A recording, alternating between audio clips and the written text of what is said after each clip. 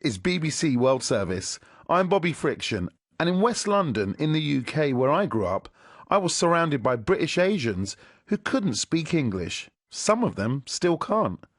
This got me thinking about what it's like to live in the UK and struggle with the language.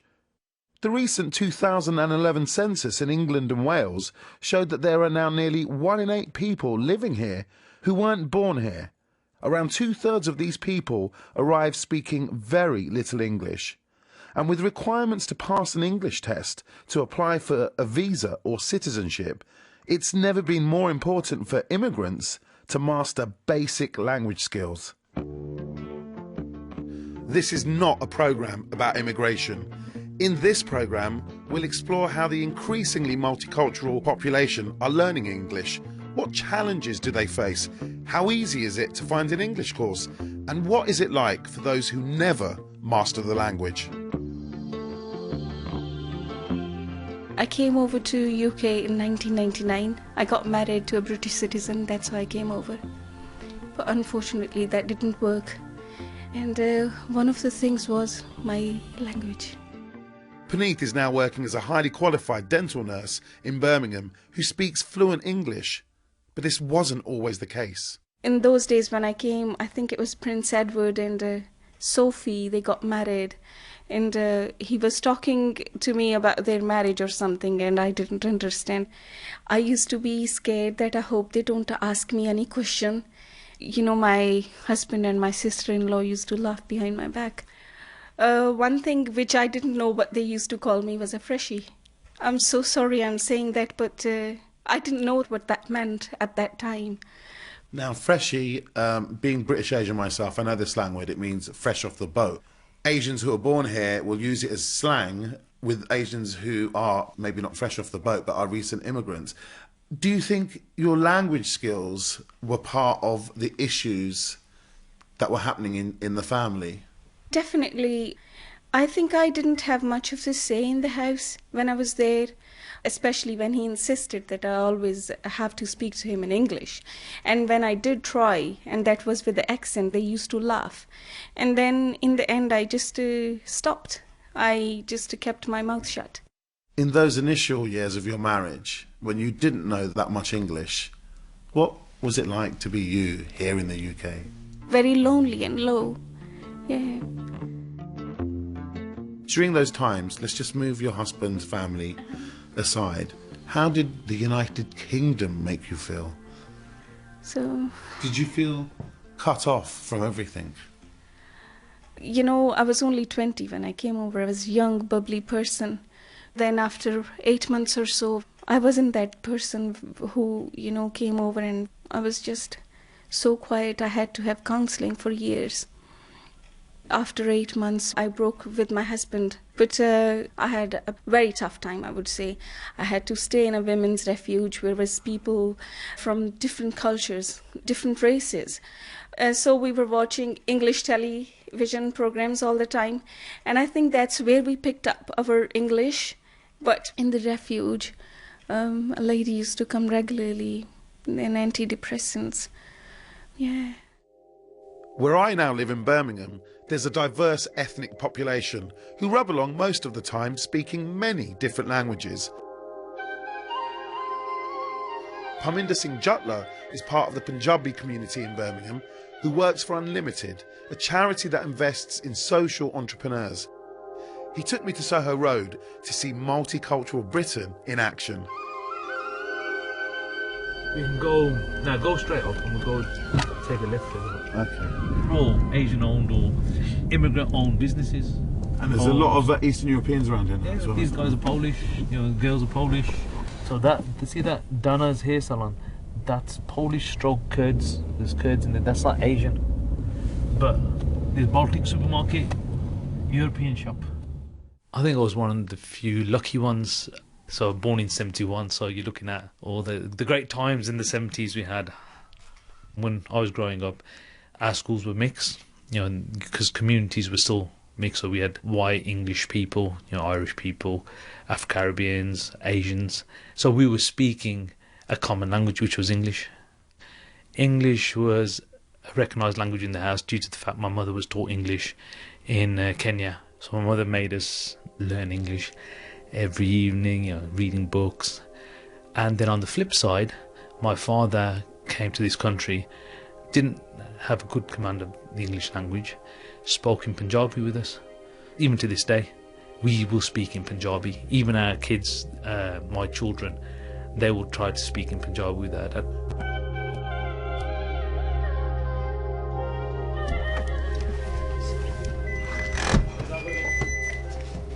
So Palmer, where are we now? We're on the outskirts of the city centre of Birmingham at a engineering firm which is owned by my father and my uncle.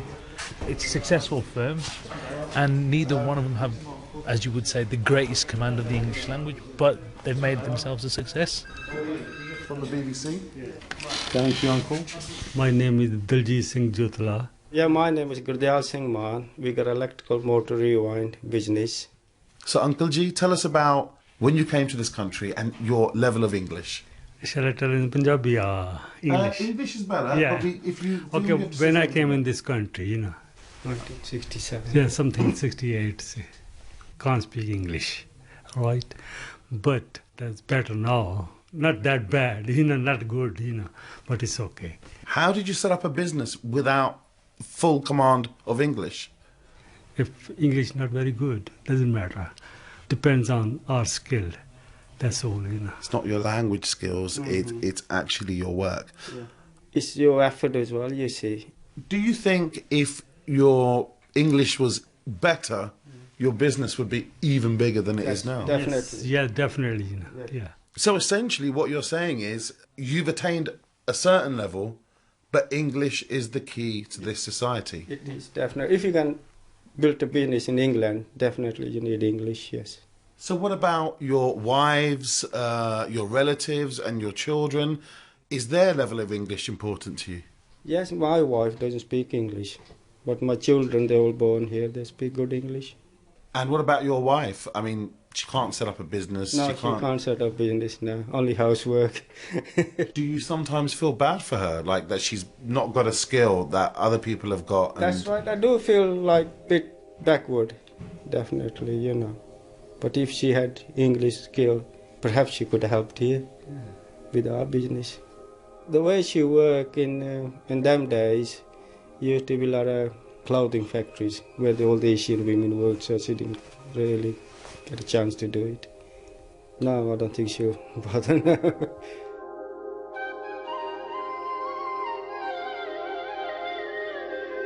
When Parminder's family came to the UK, nobody was required to speak English. It's now a different story. The government introduced an English test in 2005 for people applying for visas, settlement and citizenship. This more recently extended to spouses and dependents. Before entry, each person must show that they can understand basic English by providing an English certificate from an approved centre. I asked Gurdial Singh what he thought of this. Well, I think it's good. It'll help people to settle here with their English skill. So your wife wouldn't actually pass that test if she was coming over now? No, she wouldn't have passed that test now.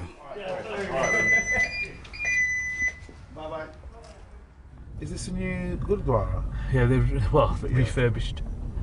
And I think places of worship end up being those places where people feel comfortable, and some of these Gurdwaras teach English, and that's the easier way for women to engage and learn English, to be able to converse with people who are non-Asian. One of the fastest growing immigrant communities in the UK, the Chinese, have a particular struggle with English. The languages are so fundamentally different. 26 English letters versus 5,000 Chinese symbols. We visited the Wei Yin Chinese Women's Society, which offers support to the large Chinese community in Manchester. My name is Wen Li. I'm from China. I have takeaway business with my husband. Before I can't speak English, I found everything very difficult, like death. because I can't hear people what they say.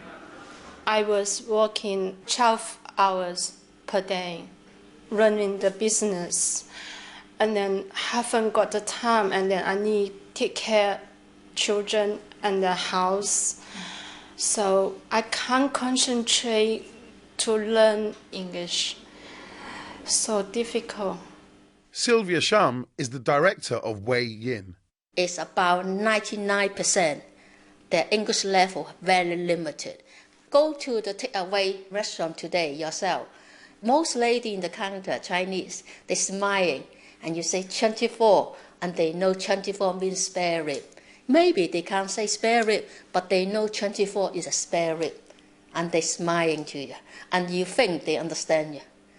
Because that's the way to survive in this country. They don't feel confident. They feel they not belong to anybody. When the human being feel not belong to anybody, they will become depression or over the top, go to casino. My name is Chung Choi. My age 63. I come from Hong Kong. 即係有人或者有封信啊，你都唔知係咩事。The worst moments are whenever he receives a letter, he doesn't understand what it is about. And the other thing is when he's not well, he goes to see a doctor or a GP. He just can't explain what happens to him and always have to depend on interpreter. It's really frustrating. Don Flynn is the director of the Migrants' Rights Network. As far as the health service is concerned, the NHS, you're entitled to an interpreter in your own language. It's regarded as being good practice in local authorities, or at least it has been until comparatively recently. There has been an attitude that's established itself among some local authorities that this discourages people from integrating. The 2011 census showed that 4% of households in England and Wales have no adult who speaks English as their main language. And satellite TV in the home has meant that it's getting easier not to be exposed to English. Now people just watch TV in their mother tongue. Sylvia Shem from Wei Yin Community Centre. Watching Chinese channel, all this, you will be living in the box. They don't going out to have the challenge. But to me, it's like the prison. What kind of quality life you want? Why not you turn to community center like us into enjoyment environment and then build up the English, build up the confidence, how to look at the computer, how to do the internet, social network. Social network is very, very important. You can do something for those people, hard-working people. With a growing immigrant population and a need to pass the English certificate test, there's also a growing need for English classes. This is creating pressure on local services, which provide some free English courses. Nasri Mahmood learned English at Spark Hill Centre in Birmingham. She came to the UK in 2006 as a refugee from Somalia via Norway. If you learn from the streets, you learn wrong. For immigrants who come to the UK, do you think there are enough chances for them to learn English? If they are healthy, yes. And here's so many opportunity to learn. I got a child. I started when she was 9 months. I got the help in the government to look after my daughter. And they paid the daycare. Now I'm looking for a job. Would you like to work full-time? Of course. What would your ideal job be? Teacher. Government funding for ESOL courses, that's English for speakers of other languages, like other public funding, has been stretched by recent public sector cuts. Samira Aziz is an ESOL tutor at the Spark Hill Centre. We've got ESOL learners that have just come into the country, but they're not allowed to enrol into classes until they've been here for a year. Why? Why 1 year? Why was that put in? It's government policy, and also because their passports say no recourse to public funds, so we're not allowed to fund those learners. But there are private institutions that will take learners. There are some charitable organisations as well, and some church organisations are offering ESOL classes. As the public services and the pot of money shrinks over the next 10 years, how do you think that's going to affect everything that you do? I think it's going to affect social cohesion, because a lot of the mothers that come to us, they'll often say that, oh, well, we're here to help our children with their homework or their schoolwork, and as the funding's cut, those learners will have nowhere to go, they'll just stay at home. I was 18 when I arrived here. I came from Iraq in 1980, a year after Saddam Hussein came to power. I was active in student politics, and because of that I had to flee. Fazil Kawani is the Executive Director of Integration at the Refugee Council. I left my family and friends behind, so I was on my own in this country. I lived in a hostel with lots of people, and I wanted to learn language so I can talk to people. Isolation is a very, very big problem. Some of our clients have mental health problems, and this is to do with isolation. So that's why I really wanted to learn the language, and most of our clients want to learn language. Many of our clients don't speak English, and their English is not adequate to be able to communicate, to be able to get access to services. In this country, the role of voluntary sector, is the third sector, is very, very important. The role of volunteers in hospitals, the role of interpreters as volunteers, the role of community, refugee community organizations, migrant community organizations is very important. Eleni Pavlado is a refugee from the Congo. She's lived in Belgium, Cyprus and now the UK. She spent much of her childhood on the move. The first war, it was from Congo. We had to move in Belgium. Then after we have to go back when the war was over. But another war came around, and we had to move in Angola. All this time we've been living in a refugee camp. And you see, in this time we don't have a school, and I was 15 years old. So it's a part of life you're missing to go to school. We have to survive. We have to work. And when I came in UK, I had the opportunity to go back to school. So I'm trying to catch back what I left when I was 15. Talk to me about what it was like inside your head in those first few months when you couldn't understand English. I used to push my daughter to be befront me to speak. It was really difficult. Now I'm more confident, that's for sure. And I do help people that are coming first time in the UK as well, and I'm trying to help. So you're now helping other people learn English. Are there any great examples, great successes? Yes, because in my job, I'm working as a waitress. It's a multicultural people we're working together, and most of them, when they're coming, they don't understand really English. I push them to go to find the local adult educational, to show them where to go. And they help them a lot to be in a society. And now even I am a volunteer with adult disabled people, and that helped me.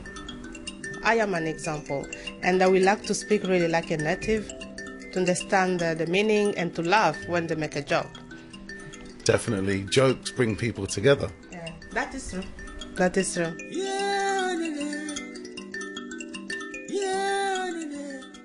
As we deal with shifting populations and a multitude of languages in the UK, there's a real need to adapt.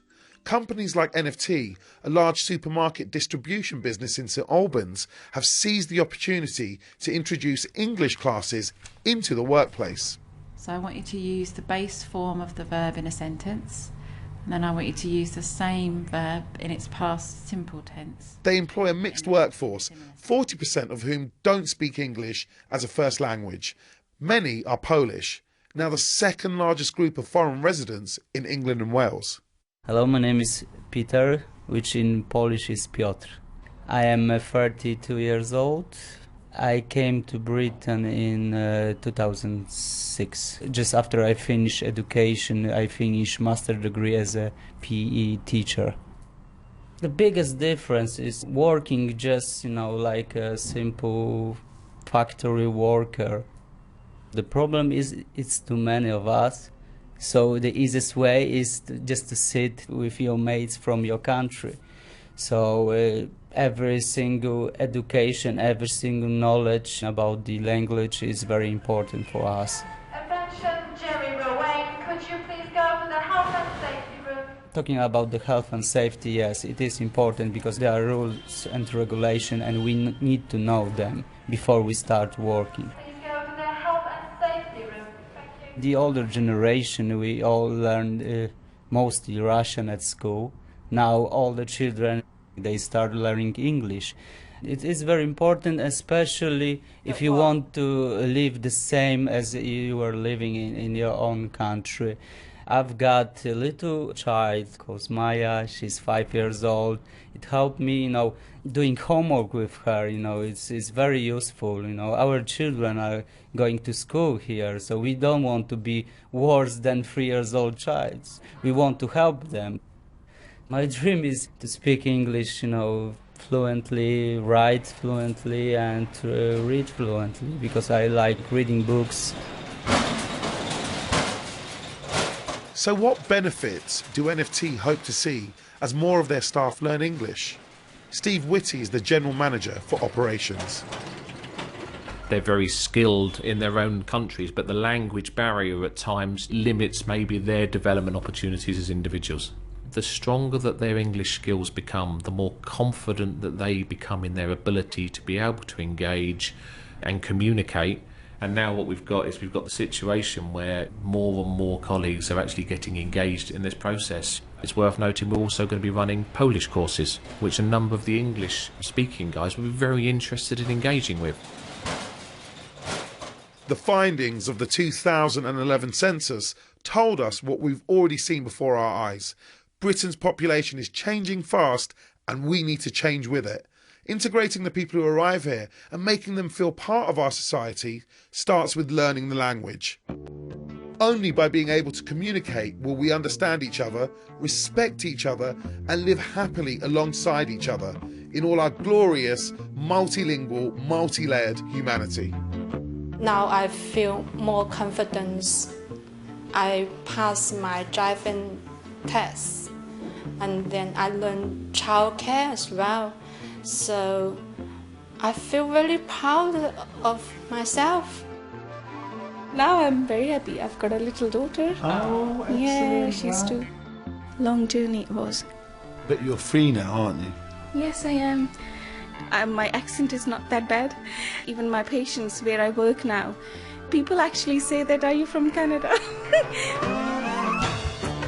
The Path to English was presented by Bobby Friction and produced by Laura Parfitt. It was a White Pebble production for BBC World Service.